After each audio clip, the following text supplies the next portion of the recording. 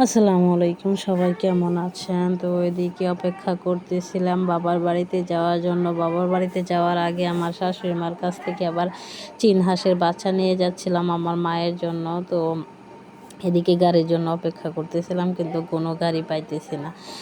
যখন ধরেন একটু রাস্তায় হাঁটতে বের হব তখন গাড়ির অভাব নাই, কিন্তু কোথাও যাওয়ার টাইমে একটাও গাড়ি খুঁজে পাই না। মানে এই হচ্ছে একটা অবস্থা। তো অবশেষে একটু দাঁড়িয়ে থাকার পরে একটা গাড়ি পেলাম। তারপরে যে গাড়ি দিয়ে চলে যাচ্ছি মা মেয়ে একা একাই কিন্তু এখন জার্নি করা শিখে যাচ্ছে। এদিকে আমার মেয়ে তো এটা ওটা বলতেছিল আর অনেক বেশি খুশি ছিল নানুর বাড়িতে যাবে। তো তারপরে হচ্ছে অটোতে করে একদম তারাকান্দা বাজার পর্যন্ত আইসা পড়ছি। আসার পরে একটা সিএনজিতে উঠলাম। সিএনজিতে উঠে এখন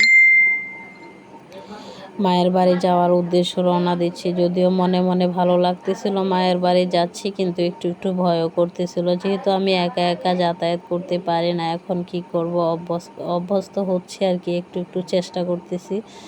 তো যেহেতু আমার হাজব্যান্ড বাড়িতে নাই, সেহেতু আমার মায়ের কাছে যাইতেই হবে। শ্বশুর বাড়িতে আসছি 1 মাসের মতো হয়ে গেছে, 1 মাস পরে মায়ের কাছে যাচ্ছি।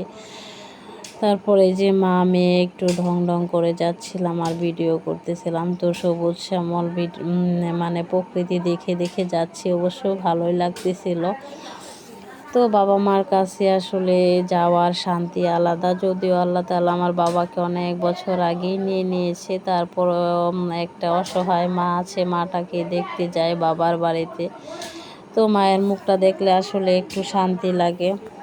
যতদিন মা আছে ততদিনই আর কি বাবার বাড়ি। তো এদিকে আমি এই যে ফলপুর পর্যন্ত আইসা পড়ছি, আর বুকের ভিতরে কেমন জানি ধপধপ ধপধপ করতেছিল, মানে একা একা আসছিলাম। তো ফলপুরে হচ্ছে এই পাশে একটা ব্রিজ, ওই পাশে একটা ব্রিজ। ওই ব্রিজটা হচ্ছে নতুন হয়েছে আর এই পাশেরটা তো পুরাতন।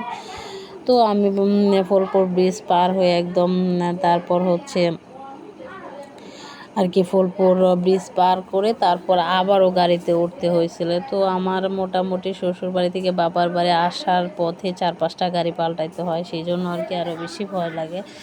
তো এদিকে ফুলপুর শহরটাকে অনেক বেশি মিস করতেছিলাম। কলেজ লাইফে কত ঘোরাঘুরি করছি সেটা বলে শেষ করা যাবে না। মার্কেটে মানে প্রয়োজন হলে কলেজ থেকে চলে আসতাম, কলেজ শেষ করে মার্কেটে।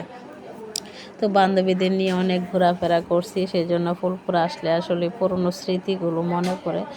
তারপরে এই যে নাগলা আমাদের বাড়িতে আর কি, আমাদের যে স্টেশন সেখানে নেমে পড়লাম। এদিকে আমার মাকে আগে ভাগে ফোন দিয়েছিলাম যে মা তুমি আইসো। তো এই যে আমার মা আইসা পড়ছে।